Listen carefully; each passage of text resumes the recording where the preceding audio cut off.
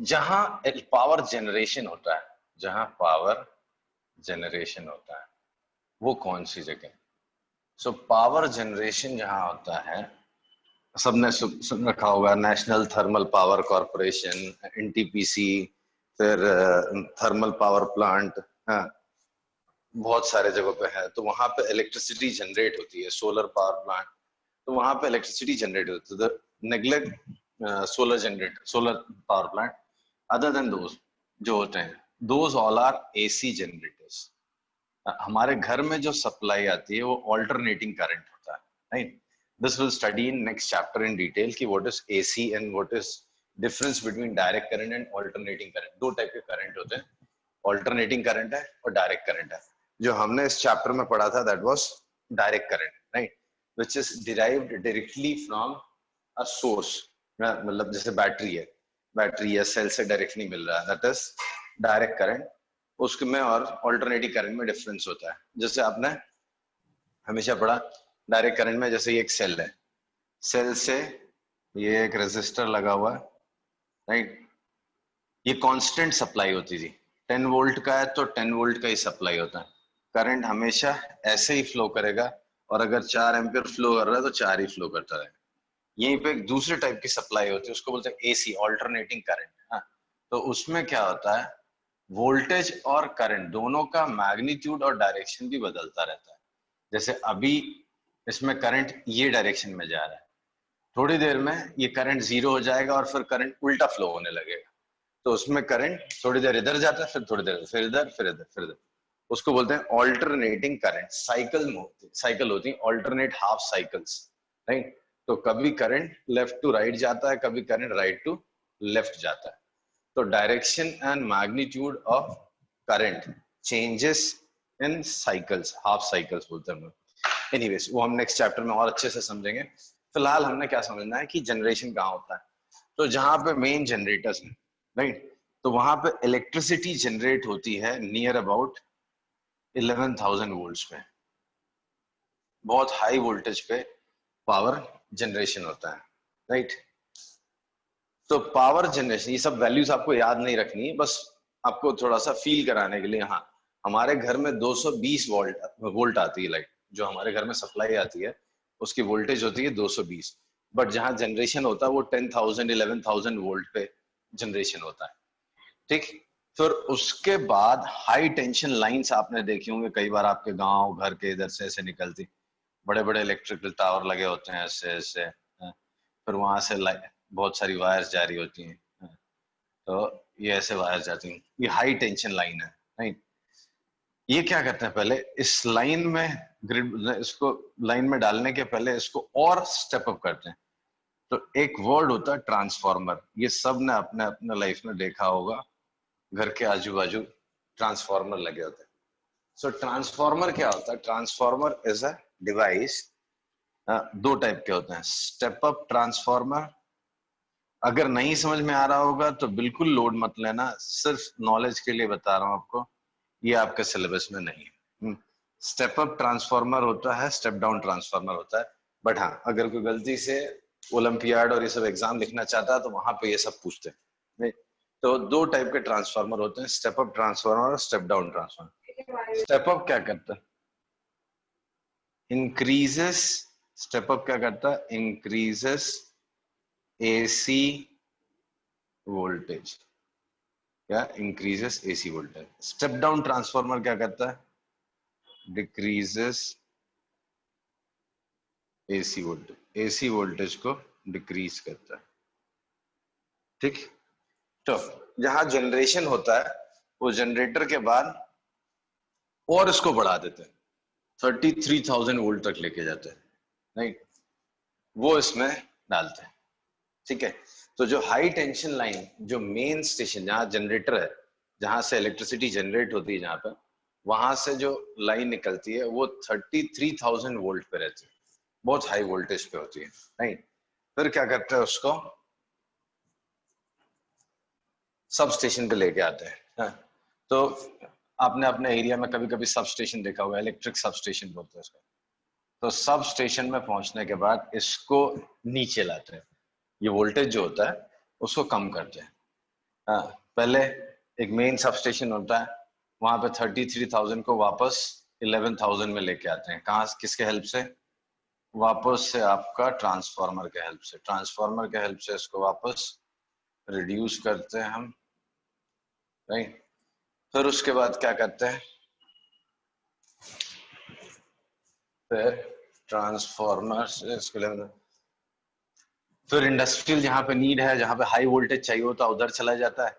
फिर आपके local station, local substation होगा, आपके घर के आजू बाजू में रहेगा, लोकल सब स्टेशन होता है।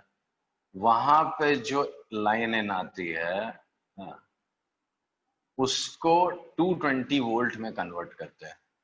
220 वोल्ट में वापस से ट्रांसफार्मर लगा होता है यहाँ पे। जब जब आपको वोल्टेज कम ज्यादा करना है, you need a transformer. Voltage बढ़ाने के लिए you need a step up transformer, and voltage decrease करने के लिए you need a step down transformer, right. So जहां जहां पे आपको वोल्टेज बढ़ाना घटाना है, तो you need a transformer.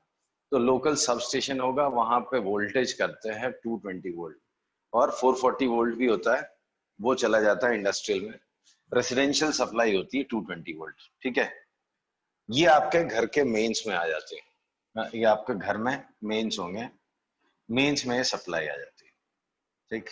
Mains, हाँ, एक लाइव वायर आते हैं और एक न्यूट्रल वायर आते हैं, ठीक है। ये हो गया आपका मेंस, राइट। अब देखो, मेंस में सबसे पहले एक फ्यूज लगा होता है, हाँ। चलो फ्यूज है ना, बाद में एक्सप्लेन करता हूँ मैं। अब इससे आपको घर के अंदर, ये फ्रिज है, सपोज इज अ फ्रिज, फिर ये आपका एक फैन है, राइट, ये फैन हो गया, फिर यहाँ पे आपका बल्ब है, राइट। ये सारे डिवाइसेस आपके किस पे चलते हैं मालूम है? ये सारे डिवाइसेस आपके किस पे चल रहे हैं? 220 वोल्ट पे। तो अब मैं मेंस से वायर अंदर कैसे लेके आऊं? मेंस से वायर कैसे लेके आऊं? तो मेंस से वायर कैसे लेके आते हैं? रिंग होती है, ऐसा एक रिंग बनाते हैं, ऐसा एक रिंग बना देते हैं, ऐसा, और ऐसा एक रिंग,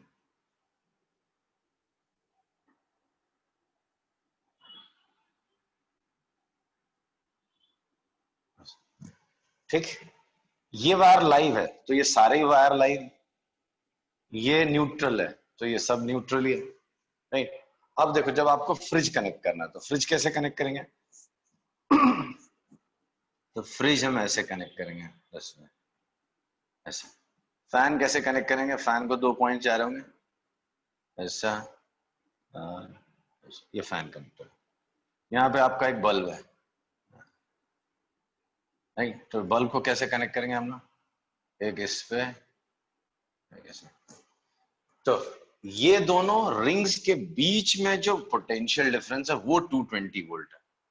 इनके और इनके बीच में पोटेंशियल डिफरेंस जो है, दैट इज 220 वोल्ट।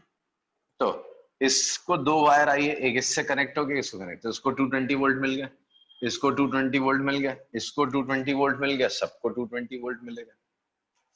आ रहे समझ में? सो घर की जो वायरिंग होती है, वो ऐसे होती है, रिंग टाइप की वायरिंग होती है, राइट। सो रिंग, हेलो, Yes, sir. हाँ, तो ये दो रिंग्स होती हैं, एक लाइव वायर की रिंग होगी और एक न्यूट्रल वायर की रिंग होगी। इसमें सारे डिवाइसेस ऐसे कनेक्टेड होते हैं, ये ऐसा, ये फ्रिज हो गया, आपका फैन हो गया, व्हाटएवर। तो all you need to know is, ये बहुत कुछ आपको नहीं समझ में आएगा, मैं एक्सपेक्ट भी नहीं करता, बट कुछ चीजें जो यहाँ पे जाननी है। पहला, all devices, yeah, all devices are connected in parallel, yeah, all devices are connected in parallel। सारे डिवाइसेस पैरेलल में कनेक्टेड हैं, सीरीज में कुछ नहीं होता। क्यों? क्योंकि सब सेम वोल्टेज पे चलते हैं। सीरीज में अगर मैं दो चीजों को लगा दूंगा, तो क्या होगा? दोनों को वोल्टेज कम मिलेगा, करंट कम आएगा, दोनों ही काम नहीं करेंगे। Reason, Why they are connected in parallel? पहला रीजन है because each operates on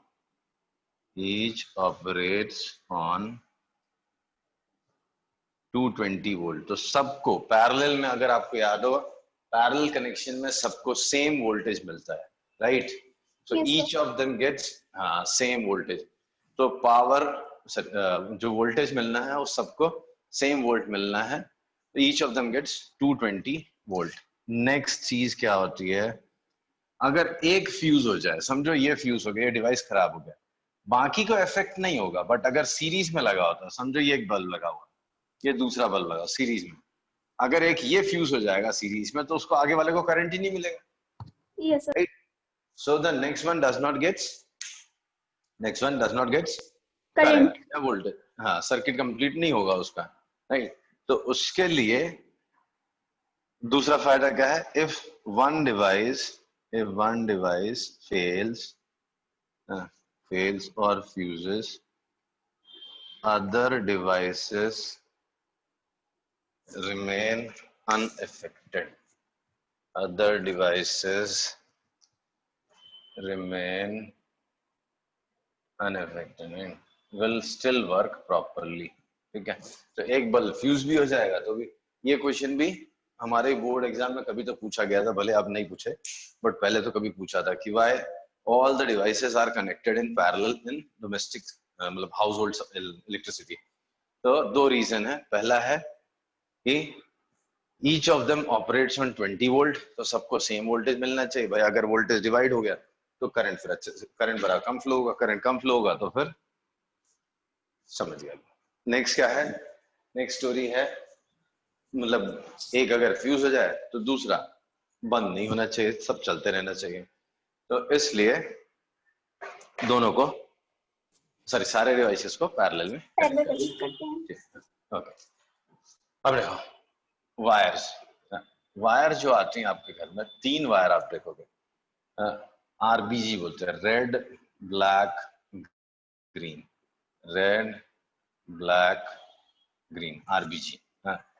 red is for live, right? Black is for neutral and green is for earthing, right? ये ओल्ड कन्वेंशन है, आरबीजी, रेड ब्लैक ग्रीन। आजकल और भी colours आते हैं, जैसे ग्रीन की जगह आप देखोगे ना येलो वायर भी यूज होती है, बट ट्रेंड है कि येलो वायर भी आज भी अर्थिंग में लगती है। न्यूट्रल के लिए ब्लैक और ब्लू भी यूज कर लेते हैं कभी कभी, न्यू कन्वेंशन के हिसाब से। और लाइव के लिए रेड और ब्राउन, डार्क कलर होते हैं, रेड और brown is usually use for live, right? तो सर ओल्ड व्हाइट भी कन्वेंशन आते हैं ना अगर, कुछ, सॉरी, व्हाइट कलर के भी आते हैं ना? व्हाइट कलर के बेटा बनाने को आजकल सब बना डालते हैं, मेन है आपका लाइव। लाइव कहीं भी देखोगे ना, वो लोग रिस्क नहीं लेते, बिकॉज कोई आदमी वर्क कर रहा है, काम कर रहा है, तो उसको पता होना चाहिए कौन सा लाइव वायर है, कौन सा ये वायर है। तो व्हाइट भी ऑब्वियसली आते हैं, मेरे सामने व्हाइट वायर लगी हुई है, बट अब व्हाइट यूजुअली अर्थिंग में ही डालता है। मेन है आपका लाइव, लाइव में कोई रिस्क नहीं लेने का, वो जितना डार्क कलर होता है, रेड या फिर ब्राउन यूज करते हैं, राइट? बाकी अंदर उनके कोई फर्क नहीं होता, उतनी ही थिक वायर होती है, उतनी ही इंपॉर्टेंट आपकी ब्लू वायर है जितनी इंपॉर्टेंट रेड वायर है। रेड वायर से जितना करंट फ्लो होगा, ब्लू से भी उतना ही फ्लो करेगा, बिकॉज ये तो सर्किट कंप्लीट करने वाली बात है, जो इससे करंट इन होगा वही उससे करंट आउट होगा। तो दोनों वायर में क्वालिटी में और अंदर के कंपोजिशन में कोई फर्क नहीं होता, all of them are same. It's only a sign convention, समझ लो कि भाई जो इलेक्ट्रिशियन आके कल को काम करेगा इस पर, उसको पता तो हो कि इसमें लाइव है, ये वायर लाइव वायर है, ये वायर आपकी पुरानी वायर है, न्यूट्रल वायर है, ये अर्थिंग की वायर है, नहीं? तो वो उनको पता होना चाहिए, इसके लिए ऐसा करते हैं, राइट? ओके सर, अरे समझ में? Yes, sir. ओके, देन तो ये हो गया आपकी वायर की कलर कोडिंग हो गई, समझ लो। देन अब उसके बाद आते हैं हम लोग फ्यूज पे। कौन कौन से डिवाइसेस आपको समझने हैं जो इंपॉर्टेंट होते हैं? First is fuse. फ्यूज है, स्विच है, फ्यूज, स्विच, फिर उसके बाद एमसीबी, फ्यूज एंड एमसीबी साथ में डाल लो, फिर उसके बाद आपको अर्थिंग ये सीखनी है, अर्थिंग सीखनी है, तो ये चीजें आपको समझनी है। लाइक फर्स्ट फ्यूज और एमसीबी, ये क्या होता है? तो फ्यूज और एमसीबी क्या है? जैसा समझो आपके घर में एक अप्लायंस है, ये घर से बाहर से एक सप्लाई आ रही है, 220 वोल्ट की सप्लाई है, और आपने अपना फ्रिज लगा रखा है इस पे, राइट, यहाँ पे वायर लगाते हैं, ऐसा फ्रिज है समझो, ठीक है, ये वायर दे रहे सप्लाई। अब इससे फ्रिज से अंदर जो करंट जाना है उसका एक लिमिट है कि भाई इससे ज्यादा करंट नहीं जाना चाहिए, नहीं तो डिवाइस हीट होके बर्न हो जाएगा। क्या? इससे ज्यादा करंट नहीं जाना चाहिए, एक लिमिट है, इससे लिमिट से ज्यादा करंट नहीं जाना चाहिए। ये आपका लाइव और ये आपका न्यूट्रल, राइट। तो क्या बोला उन्होंने कि इसका अगर आप वोल्टेज सॉरी करंट रेटिंग देखोगे ना, तो उसका फ्रिज के पीछे एक करंट रेटिंग दिखा दो। समझो एक करंट है, समझो 5 एम्पियर से ज्यादा करंट नहीं फ्लो करना चाहिए। क्या? 5 एम्पियर से ज्यादा करंट फ्रिज के अंदर नहीं जाना चाहिए, वरना फ्रिज खराब हो जाएगा, जल जाएगा या व्हाटएवर, राइट। तो हम क्या करें उसके लिए? तो what we do is we use heating effect of current, heating effect of current. एक वायर होती है, पतली सी वायर रहेगी, इसी को हम लोग फ्यूज वायर बोलते हैं, राइट। अलग अलग टाइप के डिजाइन में आती है, आपने घर में ऐसे वाले देखे होंगे फ्यूज, ऐसे रहते हैं,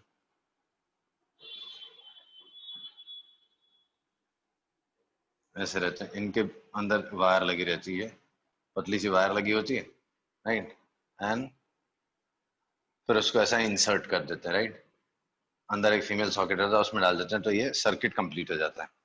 और एक ऐसे आती है, कैप्सूल फ्यूज बोलते हैं ना, तो एक फ्यूज ऐसे आती है, उसमें यहाँ कनेक्शन रहता है और एक अंदर पतली सी वायर रहती है। तो क्या करते हैं, उसको यहाँ पे एक फ्यूज लगा देते हैं, राइट, ऐसे फ्यूज हो गए।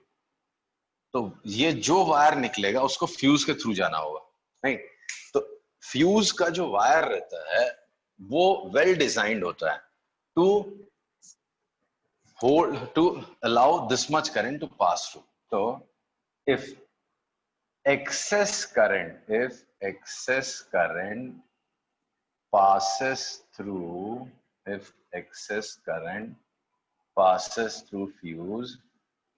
fuse wire melts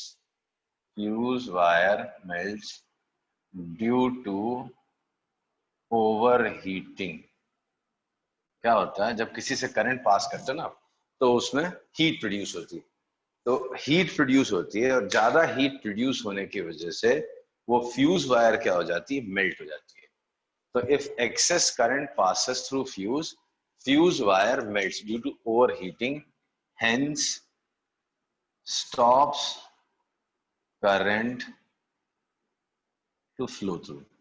तो वो क्या करेगा, मेल्ट हो जाएगा, और जैसे वायर मेल्ट हो गई, टूट गई, अभी वायर टूट गई, तो अब यहां से आगे करंट ही नहीं जाएगा, तो सर्किट ब्रेक हो गया, सर्किट टूट जाता है और आपके फ्रिज बच जाएगी। समझा? Yes, sir. Yes sir. Yes. Okay. अब इंपॉर्टेंट चीज जो यहाँ जानने वाली है कि फ्यूज लगाते कहाँ हैं, तो ये बड़ी इंपॉर्टेंट सी चीज होती है। कई लोग सोचते हैं कि फ्यूज क्या फर्क पड़ता है, कहीं भी लगा दो। तो fuse is always connected in live wire। आपका जो डिवाइस है, फ्रिज है, बल्ब है, एसी है, जो कुछ भी है, तो एक साइड लाइव आएगा, दूसरे साइड आपका न्यूट्रल होगा, तो हमेशा लाइव वायर में ही लगाते हैं। न्यूट्रल में क्यों नहीं लगाते? काम तो न्यूट्रल में भी हो जाएगा।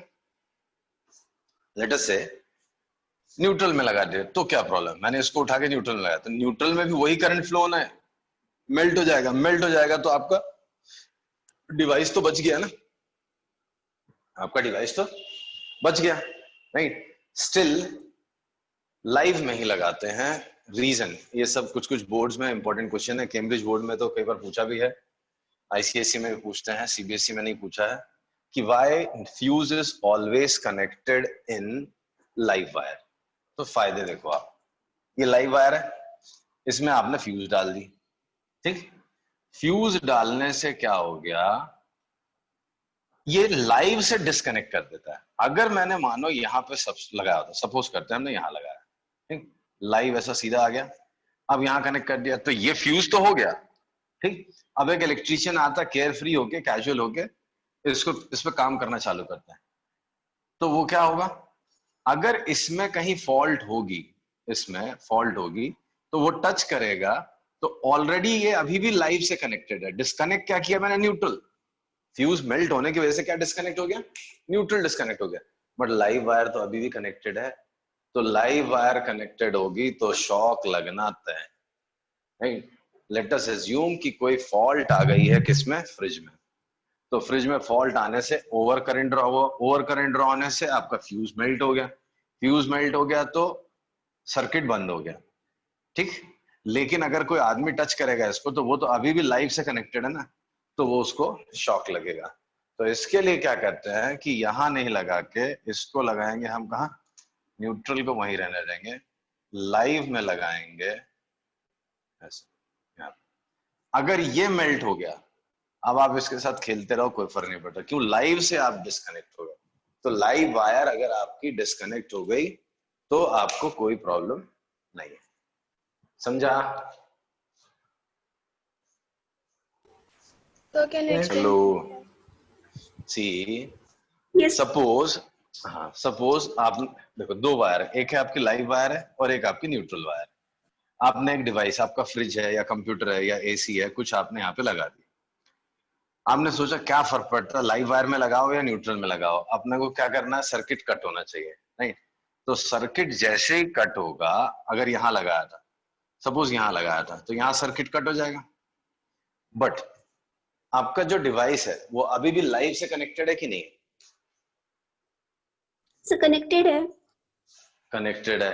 तो अगर कोई गलती से उसको टच करता है, किसको, डिवाइस को, तो उसको शॉक लगेगा या नहीं लगेगा। अगर यहाँ पे एक आदमी आता है उसको टच करता है, तो लाइव से तो कनेक्टेड है ना, तो ये Yes, आपका sir. डिवाइस है, तो लाइव से कनेक्टेड है, तो बॉडी से आपके करंट फ्लो होके ग्राउंड में जाएगा, तो आपको Yes, sir. शॉक लगेगा, नहीं। बट अगर मैं लाइव कोई कट कर दूं, ये लाइव है, लाइव कोई कट कर दिया मैंने, लो, तो अब लाइव से कनेक्टेड नहीं, फिर आप छूते रहो, टच करो, कुछ भी फर्क नहीं पड़ेगा, बिकॉज लाइव से डिस्कनेक्ट हो गया, Yes. समझा। Yes, Yes, sir. sir. Yes, sir. Okay, so fuse is always connected in a live wire, right. अब देखो, फ्यूज आउटडेट होने लग गए, कहीं कहीं पे लगाते हैं जहां बहुत रिस्की वर्क होता है, तो वहां पे फ्यूज आज भी लगता है। अदरवाइज सर्किट ब्रेकर्स यूज होते हैं, मिनिएचर सर्किट ब्रेकर। इनका पर्पस भी ऑलमोस्ट सेम ही है, क्या सेम ही है। इनसे भी अगर अगर आप देखो घर में एमसीबी लगे रहते हैं, हाँ, एमसीबी होते हैं, तो एमसीबी क्या करता है, सर्किट को ब्रेक कर देता है। एमसीबी सर्किट को ब्रेक कर देता है, इसका काम भी लगभग फ्यूज जैसा ही है, नहीं। अगर उससे एक्सेस करंट, जो ये करंट पास हो रहा है, ठीक है, जो ये करंट पास हो रहा है, तो इसके बीच में एक एमसीबी लगाता है। एमसीबी कैसे डिजाइन बना, वैसे देखा सब नहीं होगा, ग्रीन कलर का होता है, ब्लैक कलर का होता है, तो एमसीबी जैसे एक चीज रहती है, ये ऐसा नीचे रहता है, उसको ऊपर रखते हैं, फिर बाद में कभी कुछ प्रॉब्लम आती है तो वो ट्रिप हो जाता है, नीचे चला जाता है, फिर हम वापस उसको ऊपर कर देते हैं तो वापस चलने लगता है। तो ये एमसीबी है, मिनिएचर सर्किट ब्रेकर, राइट। ये भी हीटिंग इफेक्ट पे काम करता है। इससे भी अगर एक्सेस करंट पास हुआ ना, तो वो लाइन को कट कर देता है, वो लाइन को कट कर देता है, ठीक, वो लाइन को कट कर देगा। ऊपर रहता है तो ऑन है, जैसे ही कोई कुछ फॉल्ट आती है तो नीचे आ जाता है, नीचे आया सर्किट कट। तो जैसे ये मेल्ट हो गया था, मेल्ट हो जाने से लॉस क्या होता है, बार बार फिर से नई वायर लेके आओ, फिर ज्वाइन करो, तो लंबा प्रोसेस है। एमसीबी क्या है, ट्रिप हो जाता है नीचे, आप चेक कर लो कहीं कुछ फॉल्ट तो नहीं है, फिर वापस से उसको ऊपर कर दो, फिर चालू हो जाता है, राइट। तो एमसीबी के थोड़े फायदे हैं। हाँ, फ्यूज में क्या होगा, बार बार वायर जल जाएगी, मेल्ट हो जाएगी, फिर नई वायर लगाओ, फिर मेल्ट होगी। एमसीबी में ये सब नहीं होता, नीचे गिर गया फिर ऊपर टंगा, फिर नीचे गिर जाएगा, फॉल्ट आएगा तो फिर ऊपर कर दो, तो ऐसे करके आपका काम चलता रहेगा। So this is what we say is miniature circuit breaker, MCB, right?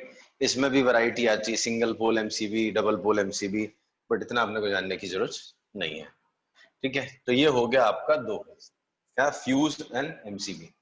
Fuse जैसे लाइव वायर में लगाते हैं, एमसीबी भी लाइव वायर में लगाते हैं।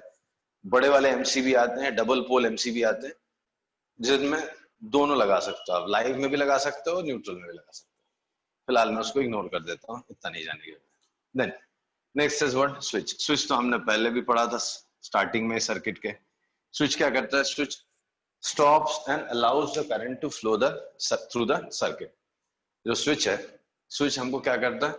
करंट फ्लो करने देता है और करंट को स्टॉप करता है। ऑन ऑफ दो स्टेट होती हैं उसकी, स्विच की ऑन ऑफ दो स्टेट होती हैं। जब स्विच आप ओपन और क्लोज बोलते हैं उसको, ओपन और क्लोज।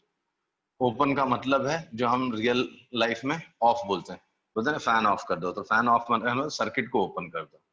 तो ओपन कर दोगे सर्किट तो फिर करंट फ्लो नहीं होगा। क्लोज मतलब ऑन स्टेट। तो सर्किट क्लोज, स्विच क्लोज करना मतलब ऑन कर दो, हाँ बोलते हैं ना, मैं बल्ब ऑन कर दो। तो बल्ब ऑन करना क्या है? बल्ब ऑन करना मतलब एक स्विच होगी, तो स्विच को क्लोज करना है, तो स्विच क्लोज हो जाएगा तो बल्ब ऑन हो जाएगा। और स्विच ओपन कर, ऑफ करना मतलब ओपन कर देना, ठीक है? स्विचेस भी लाइव वायर में लगती हैं। Switches also are fixed in live wire. क्यों भाई? मान लो आपने स्विच ऑफ कर दिया, अगर आप लाइव वायर में नहीं लगाते, यहाँ पे लगाते, तो आपने स्विच ऑफ कर दिया। स्विच ऑफ कर दिया मतलब डिस्कनेक्ट कर दिया, बट आपका डिवाइस अभी भी लाइव वायर से कनेक्टेड है। तो गलती से कोई उसको टच करेगा और कुछ फॉल्ट होगी तो अभी भी उसको करंट लगेगा। तो उसकी वजह से क्या होता है, हम हमेशा वायर, लाइव वायर में ही स्विच लगाते हैं। तो switches are also connected in live wire, समझा? तो switches will be connected in, हाँ, तो स्विचेस भी Live wire. लाइव वायर में कनेक्ट होंगे। देन नेक्स्ट इज, सर एक डाउट है हाँ पूछो ना। सर, एमसीबी और स्विच दोनों एक जैसे ही काम करते हैं ना फिर? अब बेटा MCB bar bar on off नहीं करते हैं हम लोग, नहीं। स्विच मैकेनिकल स्विचेस होती हैं, दे आर डिजाइंड टू, मतलब मतलब उस पर आप जितना मर्जी काम करो, ऑन ऑफ करते रहो, कोई खराब नहीं होने वाला। बट एमसी पर्पस आप देखोगे तो फ्यूज का भी सेम है। आप घर के अंदर जाओगे, बोलोगे मेरे को स्विचेस नहीं चाहिए, मैं तो फ्यूज लगाऊंगा, तो फ्यूज लगाओगे तो ऑन होगा, फ्यूज निकाल दोगे तो ऑफ हो जाएगा। बट मजा नहीं है, वो उनका डिजाइन ऐसा नहीं है, उनमें वियर एंड टियर जल्दी हो जाएगा, वो चीजें बार बार यूज करने से खराब हो जाएगी, राइट? तो इसके लिए एक ही डिवाइस में एमसीबी भी लगेगा, स्विच भी लगा देते। आपके घर में अगर एसी होगा, आपके घर में अगर एसी होगा तो उसमें एमसीबी भी लगा होगा एक, उसमें एक स्विच भी लगा होगा। एमसीबी किसके लिए है? कभी ओवर ड्रॉ हो गया करंट तो ऑन ऑफ करने के लिए कोई जल्दी से एमसीबी नहीं यूज करता, समझा ना? Okay sir. Yes, sir. हाँ, Yes, sir. बाकी आप फ्यूज से कट कर दो, कोई टेंशन नहीं। आप एमसीबी से कट कर दो, कोई टेंशन नहीं। अब जैसे मेरे क्लासरूम में एसी लगा हुआ, इसमें स्विच लगाया ही नहीं है। If you want I will show you, see यहाँ पे देखो आप, ये एसी की वायर है, उसमें स्विच है ही नहीं, उसको सीधा एक एमसीबी लगा हुआ है, तो एमसीबी से सीधा मैं ऑन ऑफ करता हूँ।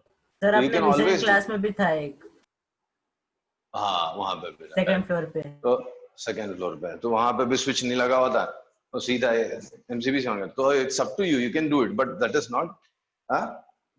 Not advisable.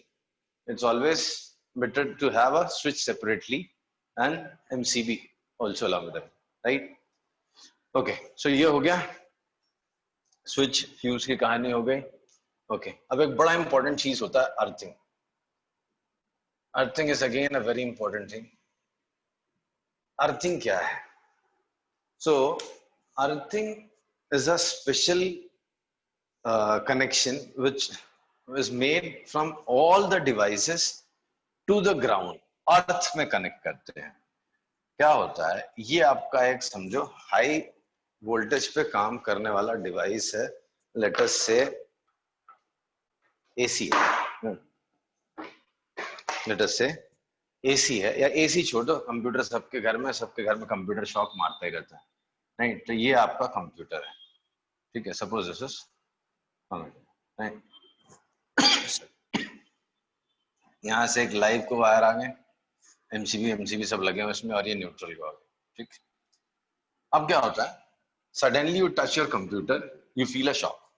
वो शॉक क्यों लगा, वो शॉक क्यों लगता है? तो दो रीजन होते हैं।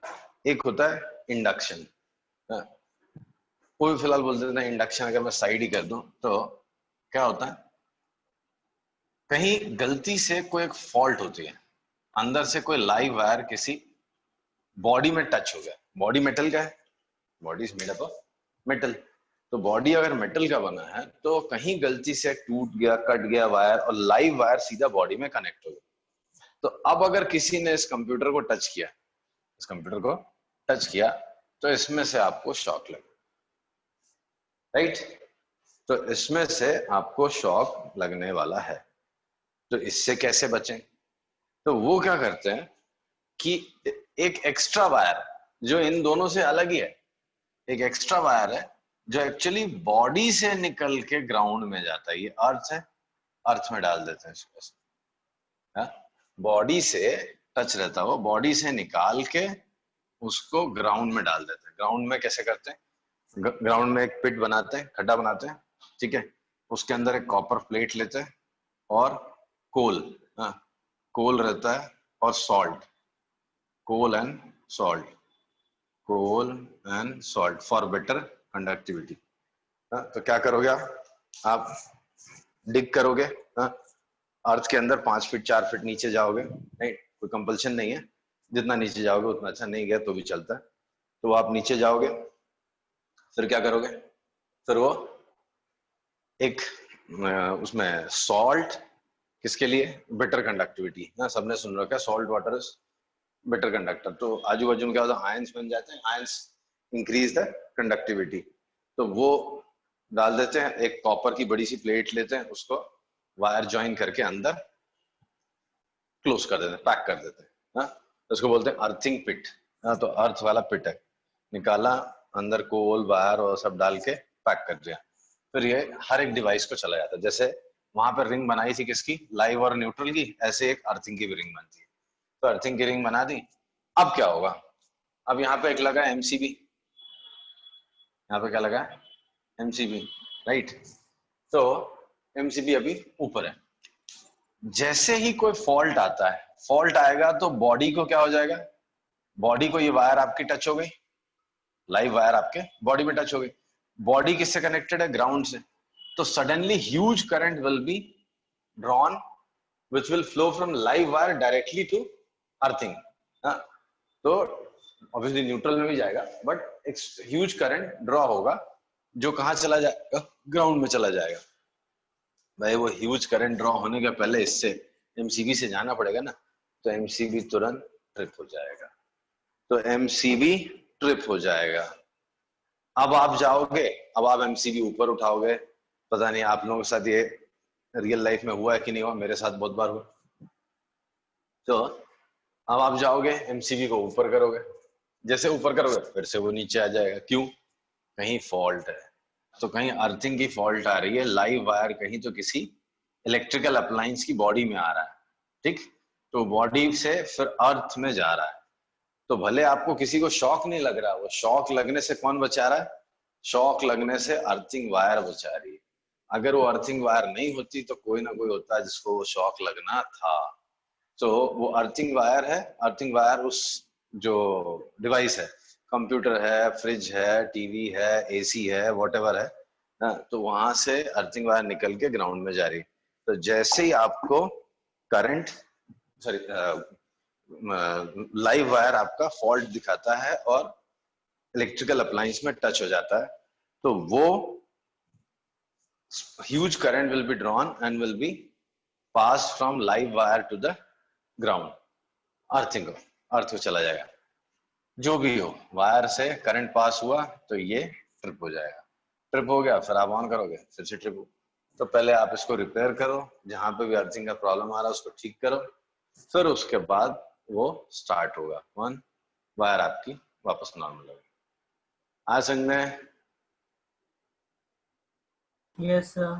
Yes, sir. So this is how your earthing works, right? That's all in the chapter.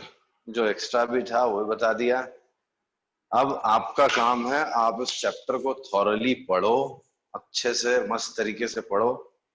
मैं वर्कशीट्स डालूंगा, दूंगा आपको, उनको सॉल्व करो, न्यूमेरिकल सॉल्व करो।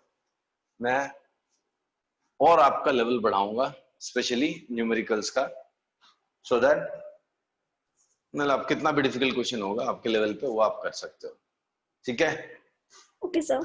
तो चलो आज मैं यही स्टॉप करता हूँ। नेक्स्ट क्लास में न्यू चैप्टर स्टार्ट करेंगे। हाँ, एंड इसका पैरेलल में वर्कशीट्स और रिवीजन करते रहेंगे, मतलब क्वेश्चंस करते रहेंगे पैरेलल। चलो आई विल स्टॉप।